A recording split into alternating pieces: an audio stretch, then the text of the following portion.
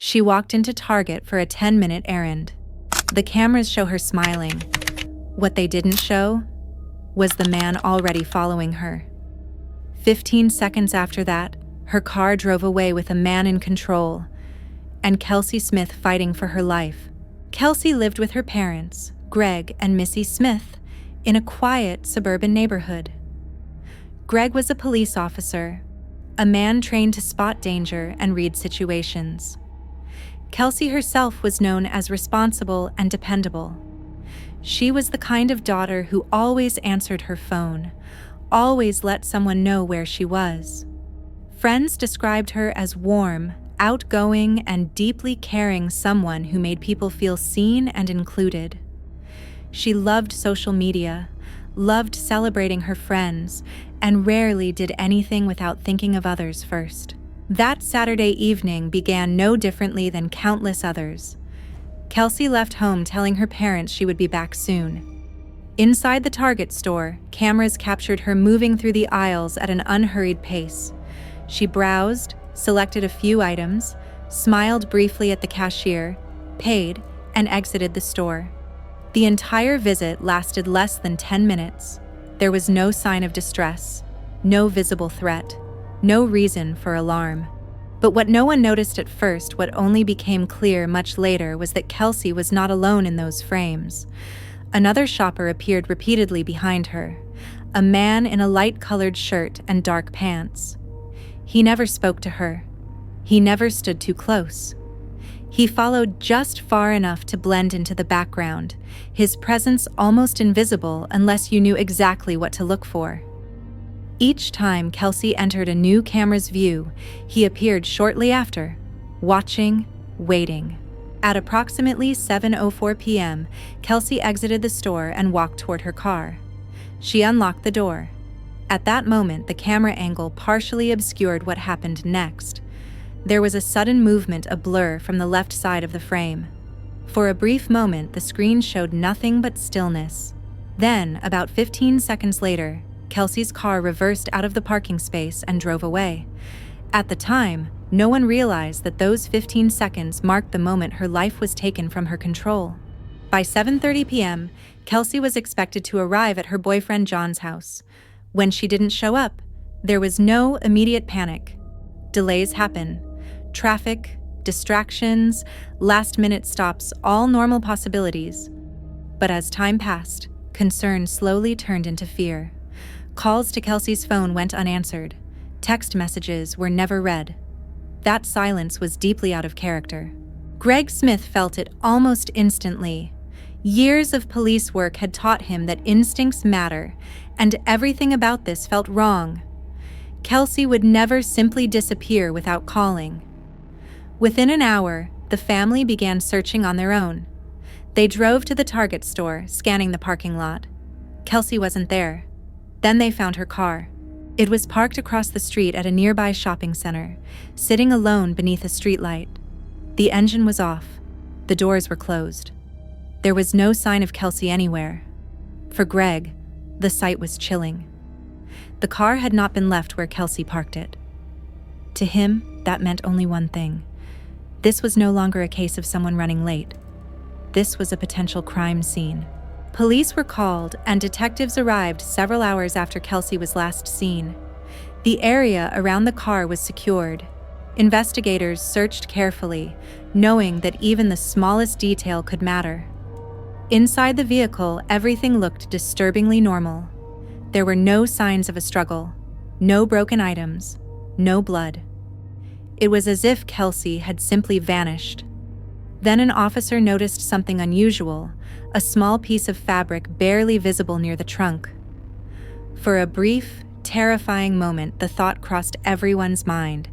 The trunk was opened. It was empty. Relief came first. Then a much deeper fear followed. If Kelsey wasn't there, then wherever she was, she needed help. As part of standard procedure, detectives began questioning those closest to her. Greg and Missy Smith were separated and placed into interrogation rooms, cameras watching as they answered questions about their daughter's disappearance. The shift was emotionally devastating, from desperate parents to potential suspects. Still, they cooperated fully, understanding that the process was necessary. 8 hours into the investigation, police had nothing solid to work with. No witnesses, no suspects, no confirmed crime scene. Kelsey Smith had vanished without a trace. As the night turned into morning, the Smith family refused to wait helplessly. Friends, neighbors, and complete strangers came together, forming search groups across the city. Flyers with Kelsey's photo were handed out. People knocked on doors, searched parks, walked parking lots, and scanned roadsides. The community rallied around the family, united by fear and hope. But behind the scenes, investigators were focused on one crucial piece of evidence: the surveillance footage from Target. The store was covered with dozens of cameras. If something had happened there, it had been recorded. They just hadn't seen the full truth yet, and when they finally did, everything about the case would change. The following morning, nearly 12 hours after Kelsey Smith vanished, investigators finally gained access to the surveillance footage from the Target store. What began as a routine review quickly turned into a painstaking examination, frame by frame, minute by minute. Detectives knew that if Kelsey had been taken, the truth was likely hidden somewhere in those images. At first, nothing stood out. Kelsey appeared calm, moving naturally through the aisles, selecting items and paying at the register. She spoke to no one. No one seemed to approach her. It looked like an ordinary shopping trip, the kind that happens thousands of times a day. But investigators kept watching, unwilling to accept that she could simply disappear without explanation. As the footage was replayed again and again, something subtle began to emerge. Each time Kelsey appeared on screen, the same man appeared shortly afterward. He never touched her. He never spoke. He followed at a distance that felt intentional, close enough to observe, far enough to remain unnoticed. His movements were calm, controlled, and deliberate. When Kelsey approached the checkout counter, the man suddenly changed direction. He walked ahead of her toward the exit, positioning himself outside before she left the store. That moment altered the entire interpretation of the video. This was no coincidence. The most chilling discovery came from a camera near the store's exit. As Kelsey walked through the doors, the camera captured the man's face clearly for the first time. He was a white male with short hair, wearing a light-colored shirt. The image was sharp, unmistakable, and deeply unsettling. Investigators rewound the footage once more, focusing on the parking lot. As Kelsey unlocked her car, a shadow rushed in from the side. The camera did not capture the full struggle, but what followed confirmed the worst fears. Moments later, Kelsey's car reversed out of the parking space and drove away, not as a routine departure, but as the final movement of a crime in progress. Inside the investigation room, silence filled the air. The realization was unavoidable. This was not a disappearance. It was an abduction. Detectives were forced to deliver the news to the Smith family. Greg and Missy listened as officers explained what the footage revealed. Their daughter had been taken by force. There had been nothing she could do to stop it. The moment carried an unbearable weight, the kind of truth no parent is prepared to hear. With the image of the suspect now in hand, authorities moved quickly. The man's photo was released to the public, along with a description: white male, slender build, short hair. News stations across Kansas broadcast the image repeatedly, urging anyone who recognized him to come forward. The response was overwhelming. Within hours, police received nearly 2,000 tips. The volume was so intense that phone systems began to fail under the pressure. Each call represented hope and confusion. Investigators knew they had to narrow the field fast. They returned once again to the surveillance footage, this time expanding their focus. If the suspect had followed Kelsey into the store, he must have arrived shortly after she did. Cameras showed Kelsey entering the parking lot at 6:54 p.m. Just 1 minute later, a dark blue pickup truck pulled in behind her. The driver matched the suspect. Later footage revealed another critical detail. At 9:17 p.m., Kelsey's car entered a different parking lot across from the Target store. A man exited the vehicle calmly and walked away. Minutes later, a dark blue pickup truck was seen leaving the area. The pieces were finally aligning. 3.5 days after Kelsey disappeared, police received 2 separate phone calls. One caller identified the man in the footage as a coworker. Another identified him as a friend. Both named the same person, Edwin Hall. Investigators immediately moved to Hall's residence. When officers arrived, they found Hall loading boxes and belongings into a vehicle alongside a woman later identified as his wife. It appeared he was preparing to leave town. Hall was taken into custody. During questioning, he admitted that he was the man seen in the surveillance footage. However, he denied knowing Kelsey or having any involvement in her disappearance.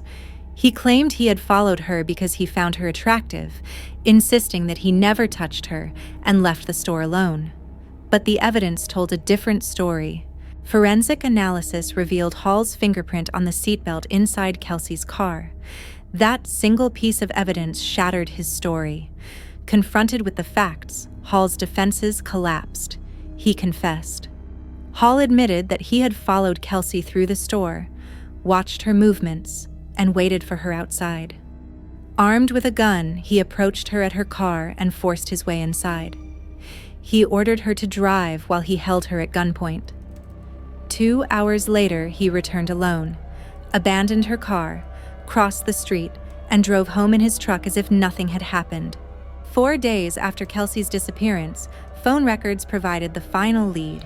Cell tower data traced the last signals from Kelsey's phone to a wooded area near Longview Lake, approximately 20 minutes from the Target store. Search teams were dispatched immediately. Less than an hour into the search, officers made the discovery. Kelsey Smith had been found. She was not alive. Her body was located in the woods, where she had been sexually assaulted and strangled to death. The confirmation devastated her family. For Greg and Missy, the hope they had clung to vanished in an instant. The loss was absolute. Edwin Hall was formally charged with the murder of Kelsey Smith. Prosecutors initially sought the death penalty.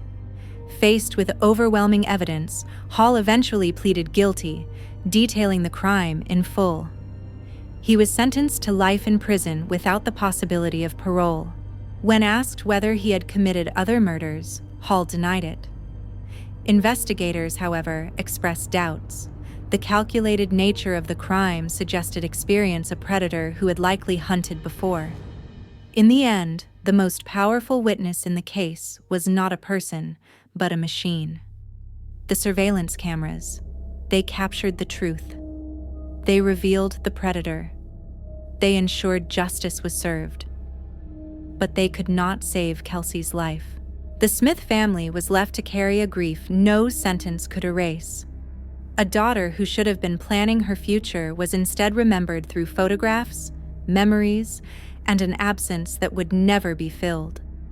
Kelsey's story became a warning not about recklessness, but about vulnerability, about how ordinary moments can be exploited by extraordinary evil, about how safety is sometimes an illusion. Yet those who knew Kelsey choose to remember her not for how she died, but for how she lived, for the kindness she showed, for the joy she brought into rooms, for the way she made people feel seen. Her life mattered, and through the truth revealed by this case, her story continues to protect others long after the cameras stopped recording.